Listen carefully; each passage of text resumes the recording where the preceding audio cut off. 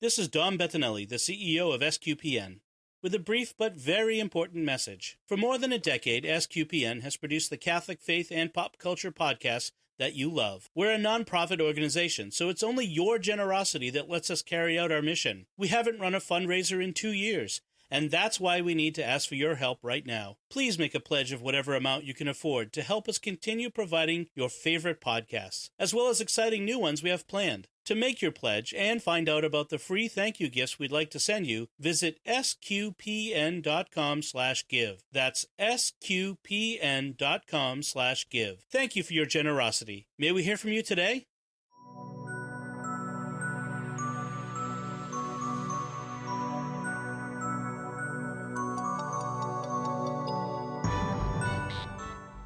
You're listening to episode 20 of Jimmy Akin's Mysterious World, where we look at mysteries both natural and supernatural from the twin perspectives of faith and reason.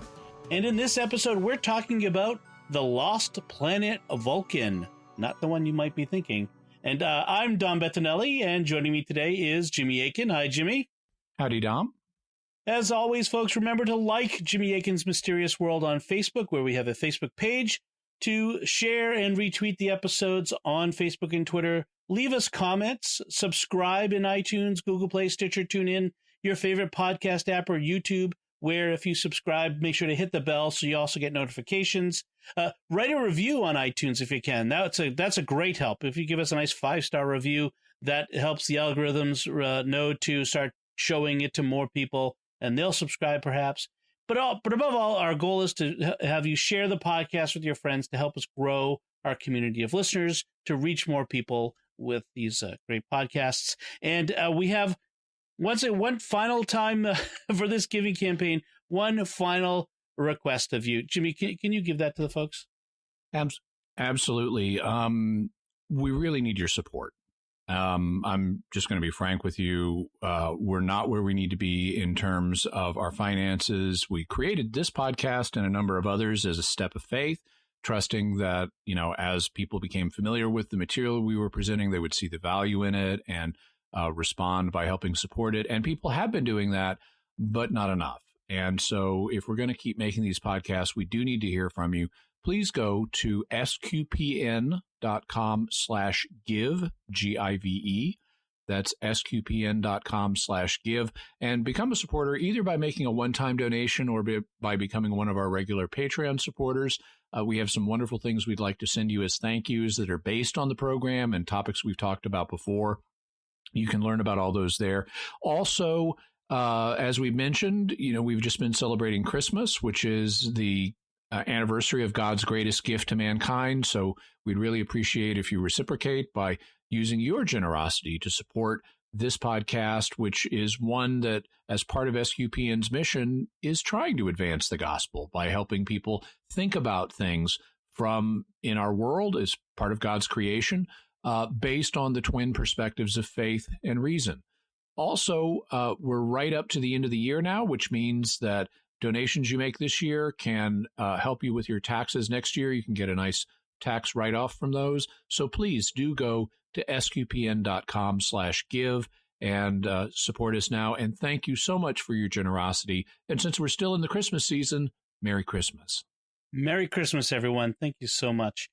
So today's episode, as I mentioned at the top, our topic is the lost planet Vulcan.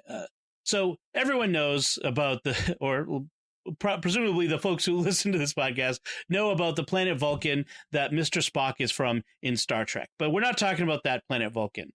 And Vulcan has no moon, except when it does. Exactly.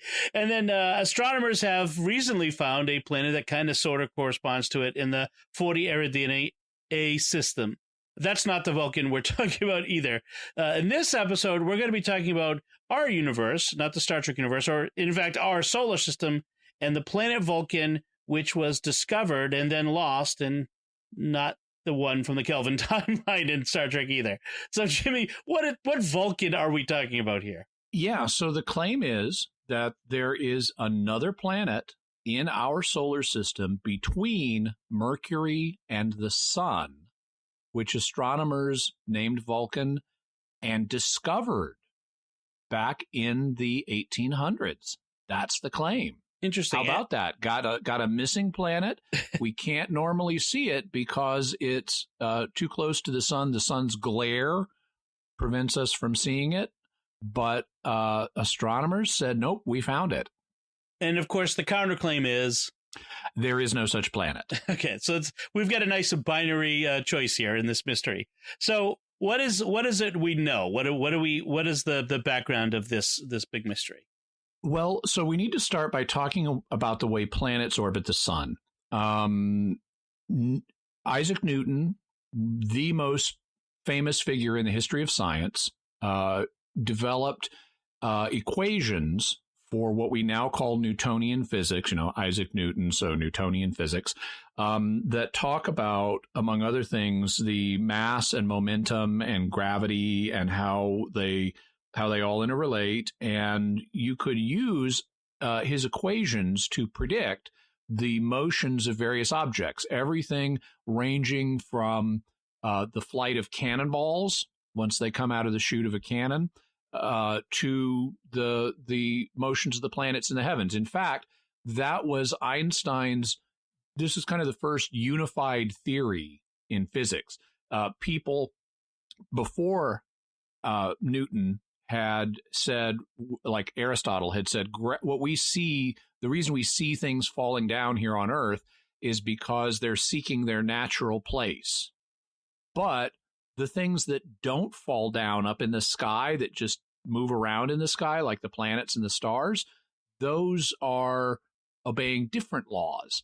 And it was Newton who realized the gravity we see operating in the sky and the gravity we see operating here on Earth are the same. They're the same thing. It's one phenomenon that governs both of these. And so you could use Newton's equations both to describe falling objects here on Earth and to describe the motions of the planets in the heavens. So scientists, before computers, this is the impressive thing, they were doing all of this calculation by hand, said, okay, let's take our observations from astronomy and Newton's equations and go through each one of the planets in the solar system and construct a mathematical model of how they work so we can predict where they were and where they're going to be based on Newton's equations.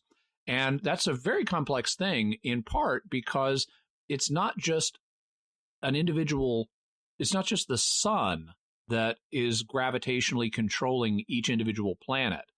They all are tugging on each other gravitationally because they all have mass. And so that means that when, say, Earth is going around the sun, yes, the sun is tugging on Earth, but so are all of the other planets, including the big one, Jupiter. And that causes Earth's orbit, those gravitational tugs from the different planets, which are themselves moving, causes the Earth's orbit to shift slightly every time it goes around the sun. That shifting of the Earth's orbit is called the precession of its orbit as the other planets are tugging on it. And if there were no other objects in the universe, just us and the sun, we'd go around it the same way. But these little gravitational tugs we get cause the Earth's orbit to precess and shift a little bit from one orbit to another. Well, that happens to all of the planets. And so as astronomy developed and as we got better telescopes and better measurements of where the planets are and how they're orbiting, some mysteries emerged. It turned out that Uranus's orbit, Uranus was a new planet. It was not known in classical antiquity. It was discovered by an English astronomer named Herschel. And for a while, they wanted to call it Planet Herschel. But it was eventually named Uranus, and something was wrong with its orbit. It had eccentricities in its orbit that couldn't be explained by the sun and the other planets. And so a guy in France in 1846, a French astronomer named Urbain Le Verrier said, guess what? We could explain the eccentricities in Uranus's orbit if there's another undiscovered planet out there, and here's where it would be.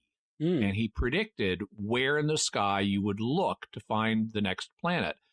And he was right. And we call that planet today Neptune.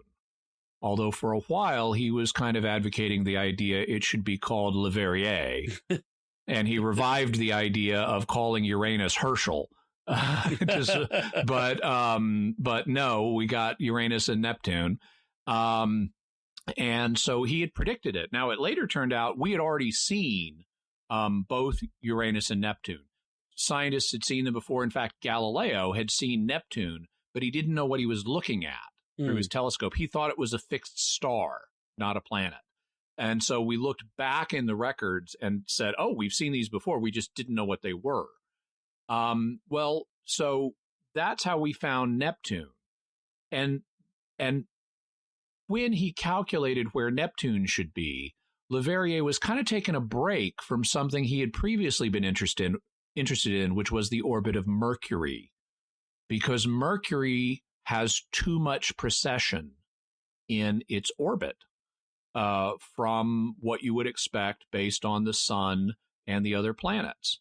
And so he said, after he successfully predicted Neptune, he said, you know, we could explain the excess precession of Mercury if there's another planet in there between Mercury and the sun that we normally can't see because of the sun's glare. He also said it could be some asteroids, because by this point they'd started to find asteroids. So it could be some asteroids, or it could be a planet.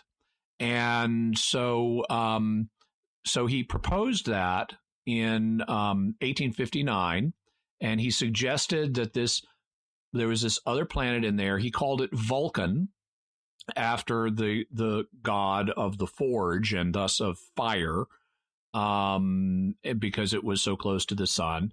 And this had a lot of plausibility. I mean, he predicted Neptune, and he was right about that. So a lot of scientists said, hey, you know, we could have a big career boosting discovery here too with Vulcan if we're the first ones to spot it. And so they risked their retinas looking through telescopes at the sun. And they were highly motivated. And in 1859, there was a French doctor named Edmond Lescarbault who thought he found it. On March 26th, he was watching, he was a physician, but he also had like a telescope out in this stone barn behind his surgery. And so he'd see patients, and then in the breaks between patients, he'd go do astronomy because that's what was fun for him. And so he was like in a break between patients or something. He's out, he's watching the sun through his telescope. He's risking his retinas, and he sees this little dot that's just crossed over into the sun, you know, in between the sun and the earth. And it's not moving like a black hole. I mean, it's not moving like a sunspot. It's certainly not moving like a black hole, but it's not moving like a sunspot. And it's also, he knows it's not Mercury, so because Mercury's elsewhere. And so he thinks he's found something of note. And then he comes out a little bit later and sights it again in another part of the sun. It's moved, and he's able to calculate how long it was in front of the sun and what speed it was moving and things like that. And he sends that information to Leverrier, and Leverrier looks at the information and says, yes, this is a valid sighting. This is Vulcan. And he's even able to calculate the orbit of Vulcan around the sun. He concludes that it would have been 19 days and 17 hours, so just under 20 days for its orbit. It would have been around halfway between Mercury and the sun.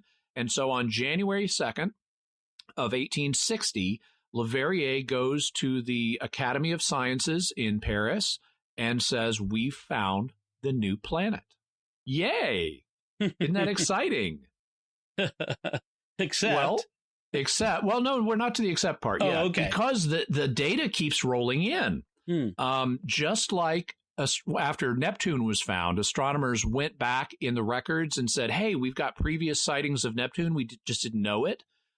They did the same thing for Vulcan, and they found previous sightings of Vulcan in the records between 1818 and 1837. So they had all these additional previous sightings where people were seeing stuff around the sun. They said, okay, this is Vulcan too. We just didn't know it. In addition, other people start citing Vulcan too. So in 1860, after he's announced it, you have astronomers in London cite Vulcan. You have astronomers in America cite London. Astronomers in America cite Vulcan. They may have cited London too, but only by steamship at that point. In 1862, astronomers in Manchester, England, cite Vulcan. In 1865, an astronomer in Turkey does.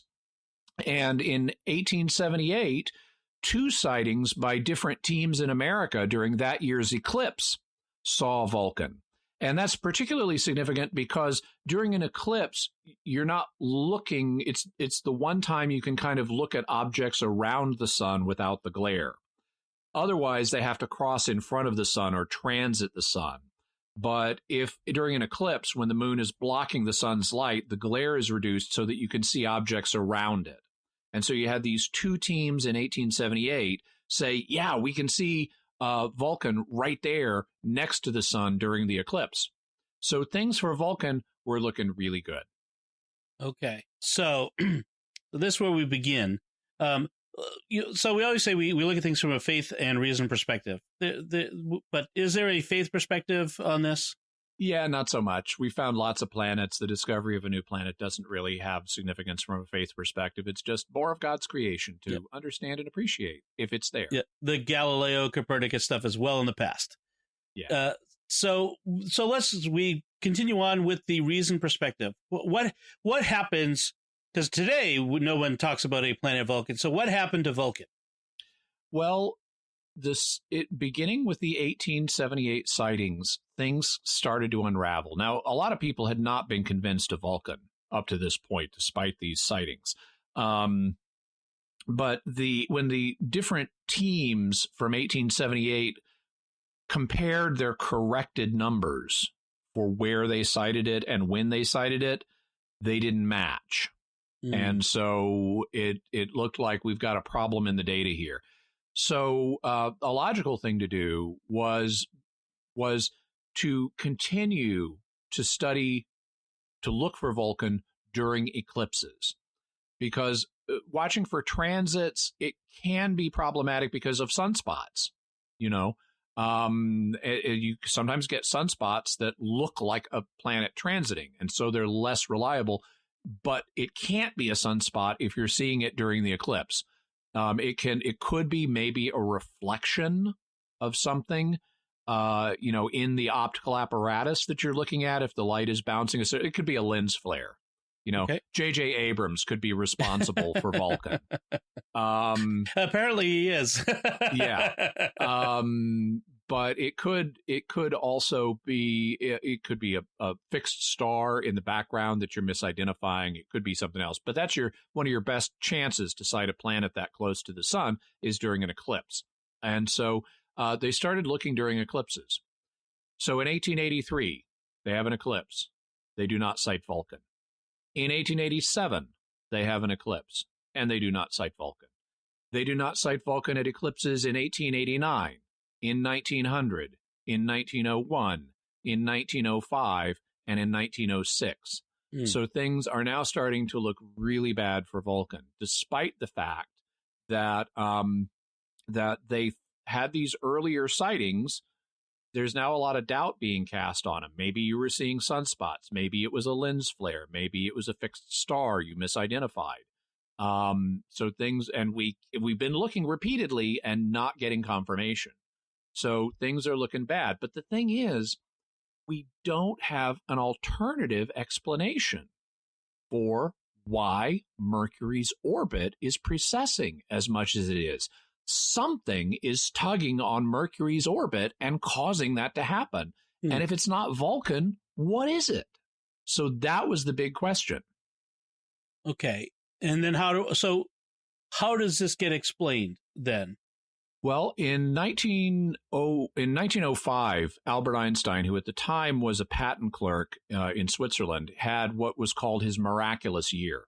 He published a series of papers dealing with a variety of phenomena, including his first version of the theory of relativity, what we now call special relativity. It deals with the interactions of subatomic particles and so forth, but it doesn't include gravity. That was kind of controversial for people in the day, and so he didn't win a Nobel Prize for that, but he did later get a Nobel Prize for one of his miraculous year papers from 1905.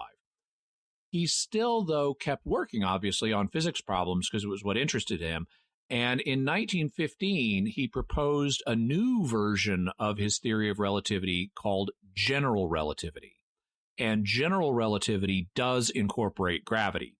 And when he ran the equations for general relativity over the orbit of Mercury, it explained the precession. And he knew what was tugging on Mercury that caused the precession. It was the sun itself. Because in what we now call Einsteinian physics, unlike Newtonian physics, we realize that it appears, at least according to all the experimental results we've got, that objects with mass distort the space-time in which they reside. So if you have a really massive object like the sun, it creates what we call a gravity well that it's not just heavy and attracts other objects, it actually bends the space and time around it. And so that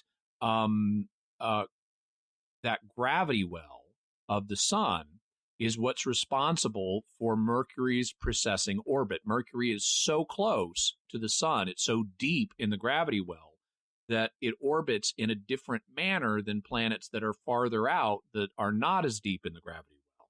And so that's why the orbit of Mercury precesses. It's not that there's another planet or a bunch of asteroids in there. It's just the shape of space has been distorted by the mass of the sun, and that's what's doing it. So that was Einstein, and he said when he realized this, he got heart palpitations. He was so excited. And he was normally a guy who was pretty, cool. He was kind of cool as a cucumber guy, but he got really excited when he realized that this explained this mystery about why Mercury moves the way it does. But having an explanation doesn't prove that explanation is right. I mean, Leverrier had produced a very plausible explanation for what was causing Mercury's orbit to be weird, and he wasn't right. So why should we believe Einstein's explanation, which is even weirder than Leverrier's? Well, one of the other predictions that Einstein made was that not only is the sun so massive that it will affect the orbit of Mercury, it'll also, because of how close it is to the sun, it'll also affect light that is passing by the sun. It will bend the trajectories of the light rays passing by the sun. And that means it will cause stars that are near the sun or being seen when they're near the sun to look like they're in a slightly different part of the sky than what they look like at other times of the year. So let's suppose you're looking at a famous star. Let's say it's Vega.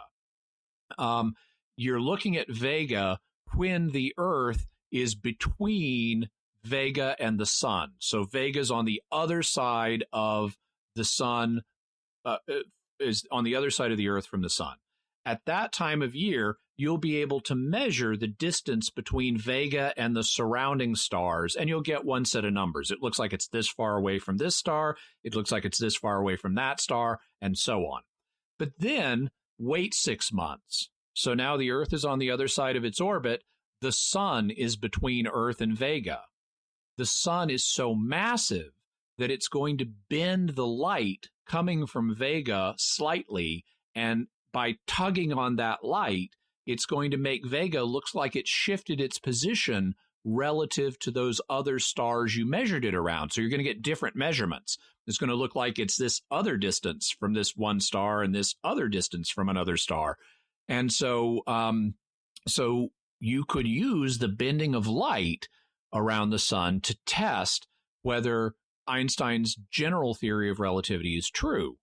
So what you need to do is start looking at eclipses again. And that's what they did. So he proposed this in 1915. And in 1918, the U.S. Naval Observatory got a $3,500 grant from Congress, which was a lot of money then. They got this $3,500 grant from Congress to go view an eclipse that was occurring that year. They were gonna sight it from Baker, Oregon. So you had these two scientific teams. They go, they use the brand new railroads. They get up there, and the sun doesn't show because of the fact that in Oregon, they frequently have lots of cloud cover. Right. And so on the day of the eclipse, cloud cover city, Oregon, and no sun. So they miss out on the chance to confirm or falsify the theory of relativity.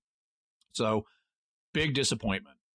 Fortunately, next year, 1919, there is another eclipse that's going to be occurring. And two teams of British astronomers under the direction of Sir Arthur Eddington split up. One of them goes to Principe Island off the coast of West Africa, and another goes to Brazil. And they are really afraid there's going to be rain or something like that. You know, like in Brazil, it can rain daily. Right. And they're afraid it's going to happen during the time of the eclipse. But no, it doesn't. They get photos. And when they analyze the photos, guess what? Light bends around the sun the way Einstein predicted. General relativity receives confirmation as an explanation for the phenomena we see, including the precession of the orbit of Mercury. So that means Einstein's general theory of relativity gets accepted. It subsequently has had many other confirmations, but it gets accepted in the community. Einstein is catapulted to a new level of fame, even more than he had before, and the planet Vulcan is doomed, and not because of red matter. So that kind of brought an end to the scientific speculations about Vulcan. Almost. But in fact, not entirely.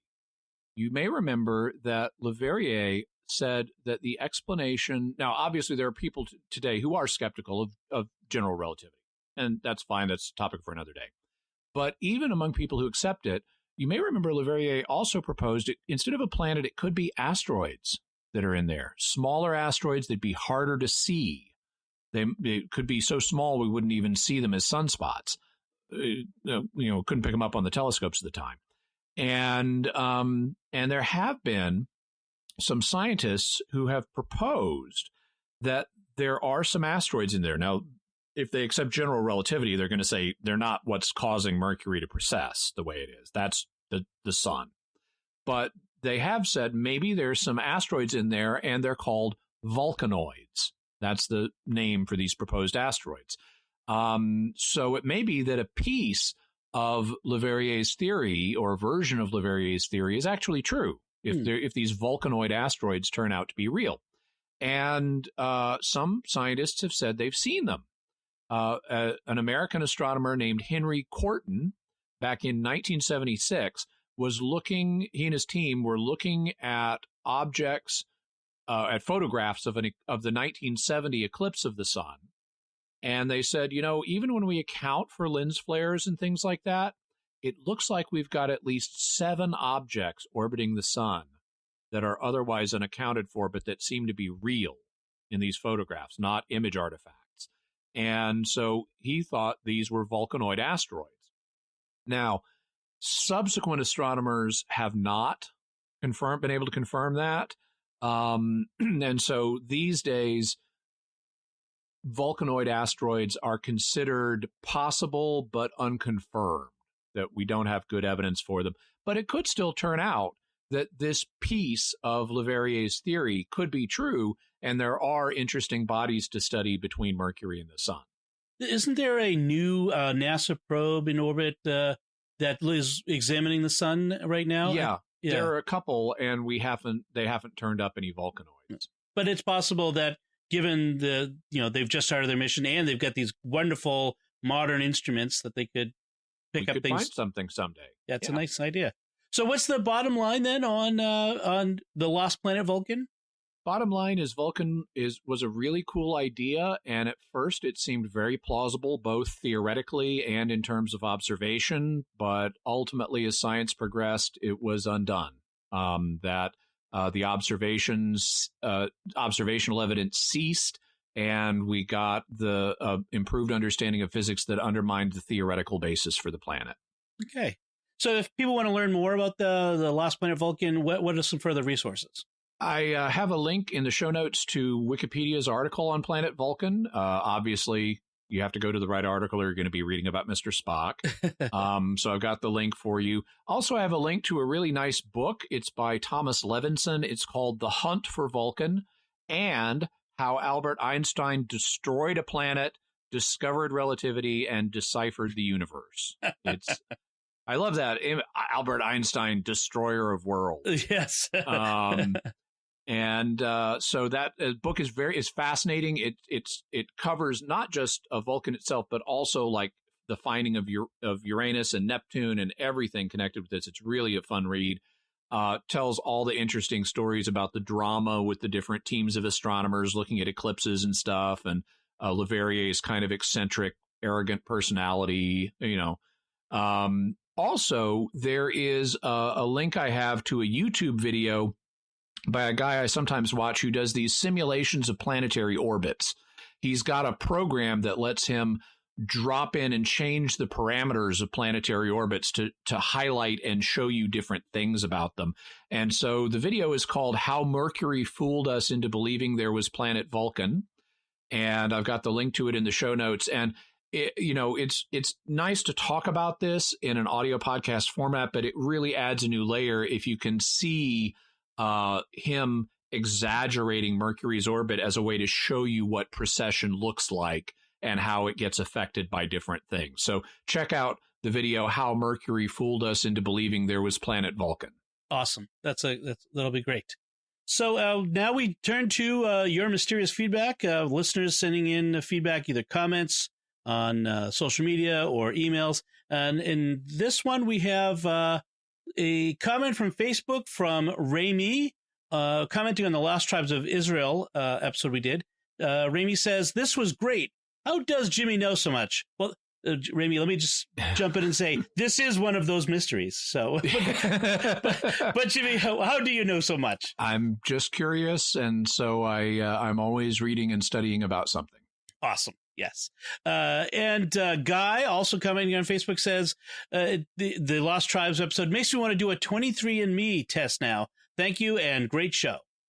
Yeah, and it's great to get information genetically about one's heritage, and unfortunately, we don't yet have the tools necessary to say, are you a member of a lost tribe or not? Although if you do have Jewish heritage, that can be picked up genetically in such tests. I recently saw a video by Mayim Bialik, who plays Amy Farrah Fowler. Amy Farrah Fowler on The Big Bang Theory. Yep. She happens to be Jewish, and according to her recent DNA test, she's like 98%, I think she said Ashkenazi Jew. So she is one of the most Jewish people around. And genetically speaking. Yep. And so yeah, it's interesting, but also be careful because there are some privacy concerns regarding the use of that data. Yes. Actually, a great YouTube video is from Smarter Every Day YouTube channel, who did a examination of how 23andMe handles DNA tests and talks to independent genetic experts to talk about that. So that might be something you want to check out. I love his channel. It makes me smarter when I watch his videos. So and then Sarah on Facebook says, so my brain went to DNA when doing a discussion board post for class about St. Cyril of Alexandria and the dual nature of Jesus. if Jesus was without a human father, he would have the exact same DNA as Mary. So where did the Y chromosome come from? It's not a doubt or anything, just where my brain went to. That's a perfectly valid question. Yeah, no, my brain has gone there too. I was wondering about this literally decades ago. Obviously, now, if God took all of Jesus's DNA from Mary, and if he had a normal 23 pairs of chromosomes, then it wouldn't mean Jesus was a clone of Mary, because for example, let's suppose in chromosome 1, Mary had an A variant and a B variant. Well, Jesus might have an A variant and a B variant, or he might be double A or double B. Okay. So just because all of your DNA comes from one parent, it doesn't mean you're a clone that has exactly the same genes. But there would still be the mystery of where did the Y chromosome come from? God could have modified one of Mary's X chromosomes to become a Y chromosome. And the Y chromosome is smaller than the X chromosome. So, it would be kind of like truncating part of it, although part of it would just have to be rewritten. So that's possible. It's also possible, though, that even though Jesus had no human father, that God didn't just come up with a Y chromosome. I mean, he could have created it ex nihilo out of nothing. But if he created a Y chromosome ex nihilo, then he could have created the other 23 chromosomes that Jesus would have had from a human father ex nihilo as well. And so it could be that Jesus, like most people, had only half of his genetic material come from his mother, and half of it was genetic material that God provided in a miraculous way. That's a good way to look at it. I wonder if it would be interesting to see a DNA test done on some of these Eucharistic miracles. Just put it that way. Yeah, that would be an interesting exercise. So thank you all for your feedback. That's wonderful. Keep it coming. Jimmy, do we have some mysterious headlines this week? Yeah, so since we're talking about planet Vulcan this episode, I thought I would include a link for astronomers have found Vulcan. This is the sort of Star Trek, but still real world Vulcan that they have found orbiting 40 Eridani A, which is the location of the fictional planet Vulcan in the Star Trek universe. And this real life equivalent we found actually seems to have some of the properties of the fictional planet Vulcan. So you can read about that. Have a link there to sci-fi.com and their story on it. Also, Taylor from Facebook sends in a National Geographic article titled Mysterious Waves Rippled Around the Earth and Nobody Knows Why. And we're talking here about seismic waves that apparently did go around the Earth. They were sighted like at 11,000 mile distances from their apparent point of origin, which was near or around the island of Mayotte, which is between the eastern coast of Africa and the island of Madagascar. It's a small island. It's apparently, this island has been having lots of earthquakes recently, and it's apparently moved like a couple of inches one direction and another inch in another direction really fast. Wow. But recently we had these bizarre seismic waves that do not conform to ordinary earthquake waves that seem to originate here but went all over the planet. There are different proposed explanations for them. Some people have said it may have been like magma shifting around under the Earth's crust that caused them, but they're very strange waves. We don't know exactly what caused them at this point, and so check out that mysterious headline from National Geographic. My theory is that the island of Mayotte is a dormant kaiju waking up. Oh, that would be cool, wouldn't it? Unless you're in Madagascar. Unless you're in Madagascar, that's right. Kaiju love to attack big islands. It's a thing. I don't know what it is for them. So that's great. Thank you again, Taylor, for that link. And folks, if you see interesting stories you think should be included in mysterious headlines, please post them or email them to us. We'd love to include those as well. So that's it for us on this topic. What do you think about what Jimmy had to say about the lost planet Vulcan? If you have anything more to add or any interesting comments, let us know by going to sqpn.com/mysterious or to the Jimmy Akin's Mysterious World Facebook page. Find the link to the show there and leave us a comment, or send us an email to mysterious@sqpn.com. You can find the relevant links from our discussion, including Jimmy's further resources and links to those mysterious headlines, on our show notes on sqpn.com. Until next time, Jimmy Akin, thank you for exploring with us our mysterious world.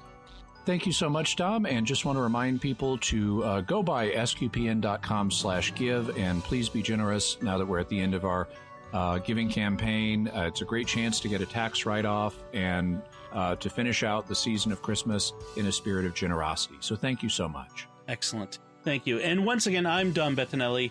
Thank you for listening to Jimmy Akin's Mysterious World on StarQuest, and Merry Christmas, Happy New Year.